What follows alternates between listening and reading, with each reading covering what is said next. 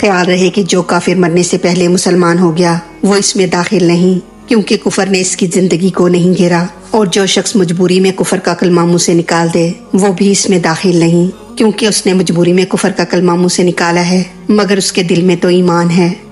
اعوذ باللہ من الشیطان الرجیم، بسم اللہ الرحمن الرحیم۔ بلا ہاں کیوں نہیں، من جس نے کاسبہ کمائی، سیئاتم کوئی برائی، خیال رہے کہ برائی یا بھلائی کا کوئی معیار یا کسوٹی ہونی چاہیے۔ یہ معیار یا کسوٹی حضور صلی اللہ علیہ وآلہ وسلم کی زبان پاک ہے۔ جس چیز یا جس شخص کو حضور برا کہیں، اگرچہ دنیا بھر کے لوگ اسے اچھا کہیں تو بھی وہ بری ہے، جیسے سود اور رشوت وغیرہ۔ سیئاتم سے مراد ہے گناہ یا گناہ کبیرہ یا کفر، یعنی جو کوئی بھی کسی قسم کا کفر کرے اور کوئی سا بھی گناہ کبیرہ کرے اور اس شخص کا حال یہ ہو کہ باہاتت اور گھیر لیا بھی اس کو خطیاتہ اس کی خطاؤں نے۔ اس جملے کے چند معنی ہو سکتے ہیں۔ اگر سیئاتم سے مراد گناہ ہے تو اس جملے کا مطلب یہ ہوگا کہ وہ گناہ کرنے والے کے دل و دماغ اور اس کے جسمانی اعضاء کو گھیر لے، اس طرح کہ وہ ہاتھ پاؤں سے گناہ کرے اور دل سے اس گناہ کو حلال جانے، یا وہ گناہ اس شخص کی نیکیوں کو گھیر لے اور ان نیکیوں کو ضائع کر دے،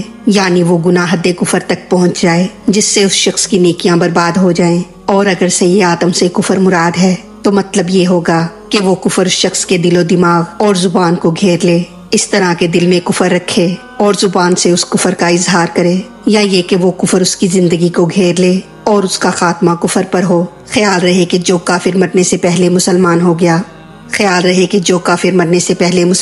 گیا، وہ اس میں داخل نہیں، کیونکہ کفر نے اس کی زندگی کو نہیں گھیرا، اور جو شخص مجبوری میں کفر کا کلمہ منہ سے نکال دے وہ بھی اس میں داخل نہیں، کیونکہ اس نے مجبوری میں کفر کا کلمہ منہ سے نکالا ہے مگر اس کے دل میں تو ایمان ہے۔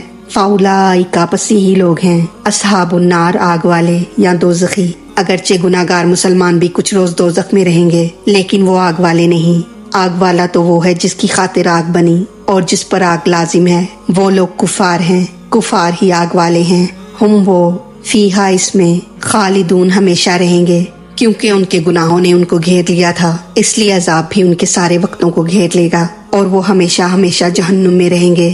اب پچھلی 2 آیتوں کا خلاصہ اس طرح ہے کہ ان کے سارے برے اعمال کی وجہ یہ ہے کہ یہ لوگ سمجھتے ہیں کہ ہمیں صرف چند دن ہی عذاب ہوگا، اس کے بعد آگ ہمیں چھوئے گی بھی نہیں، لہٰذا ہم جو چاہیں کریں۔ اے نبی صلی اللہ علیہ وآلہ وسلم، آپ ان سے اتنا تو پوچھیں کہ تم نے کوئی خدا سے اس قسم کا معاہدہ کر لیا ہے کہ خدا جس کے خلاف نہ کرے گا، یا ویسے ہی خدا کے ذمہ یہ بات لگاتے ہو جس کی تمہارے پاس کوئی علمی سند نہیں، آخرت کے معاملے میں محض قیاس کو دخل نہیں۔ ہاں یقیناً تم ہمیشہ جہنم میں رہو گے، کیونکہ اللہ تعالیٰ فرماتا ہے کہ ہمارا قانون یہ ہے کہ جو شخص جان بوجھ کر گناہ کرے اور پھر وہ گناہ کرنے والے کے ظاہر اور باطن کو گھیر لے، یا جو شخص کفر کرے اور اس کا خاتمہ کفر پر ہی ہو، ایسا شخص دوزخی ہے اور وہ ہمیشہ دوزخ میں رہے گا۔ حضرت عبداللہ ابن عباس رضی اللہ تعالیٰ عنہ فرماتے ہیں کہ یہاں عہد سے مراد کلمہ طیبہ ہے، یعنی جو شخص سچے دل سے کلمہ پڑھ کے مسلمان ہو جائے اور پھر اسی پر اس کا خاتمہ ہو تو رب تعالیٰ کا اس سے بخشش کا وعدہ ہے۔ تو کیا تم کلمہ پڑھ کر مسلمان ہو گئے ہو؟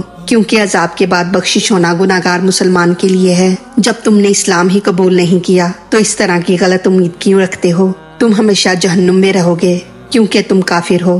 اللہ تعالیٰ ہماری غلطیوں کو معاف فرما کر ہمارا پڑھنا سننا اپنی بارگاہ میں قبول فرمائے، ہمیں دین و دنیا کی تمام نعمتیں عطا فرمائے اور ہمیں عمل کی توفیق عطا فرمائے۔ آمین یا رب العالمین۔ وما علینا الا البلاغ المبین۔